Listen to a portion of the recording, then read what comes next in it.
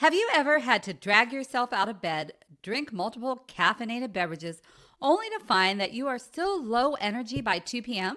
Then you will want to stay tuned, as today's daily habit challenge has to do with our body's energy producers, the mitochondria.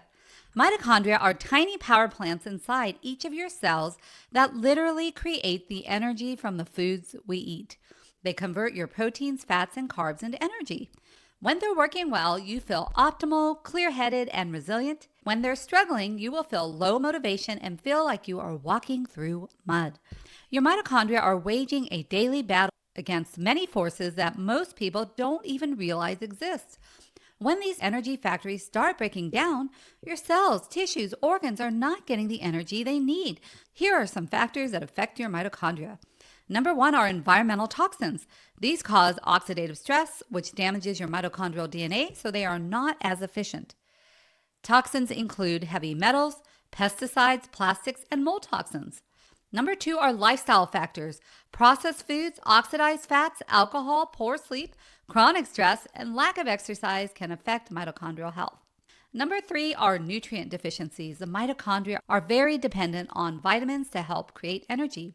Some of the most important ones are B vitamins, magnesium, and coenzyme Q10, and there are many other minerals and vitamins that they are dependent on. Number four, chronic infections such as COVID, Epstein-Barr virus, which is mono, and chronic inflammation such as autoimmune disease can cause damage to your mitochondria.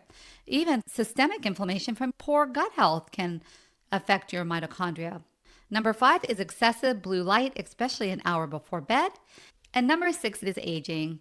As we get older, our mitochondria naturally decline in number and aren't as efficient at producing energy. But there are things you can do to try to ward that off. If your mitochondria are not working optimally and you're not making the energy, you're going to have symptoms. Your brain is going to have brain fog or mood issues because it's not getting all the energy it needs to normally run its processes or for your neurons to communicate.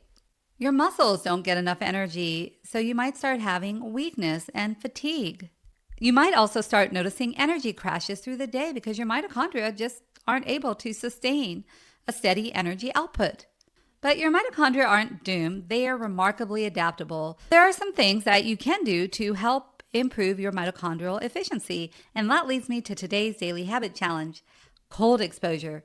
Now, do be sure that you check with your healthcare provider to make sure that it is okay for you to do today's daily habit challenge. Today's daily habit challenge is ending your shower with 30 seconds of cold water. The cold exposure acts as a wake-up call for your mitochondria. When you step into the cold water, your body suddenly needs more energy to keep your core temperature stable. That demand forces your mitochondria to work harder. And just like as you have to make your muscles work harder sometimes, the mitochondria also can get stronger when they are challenged periodically, and they can become more efficient.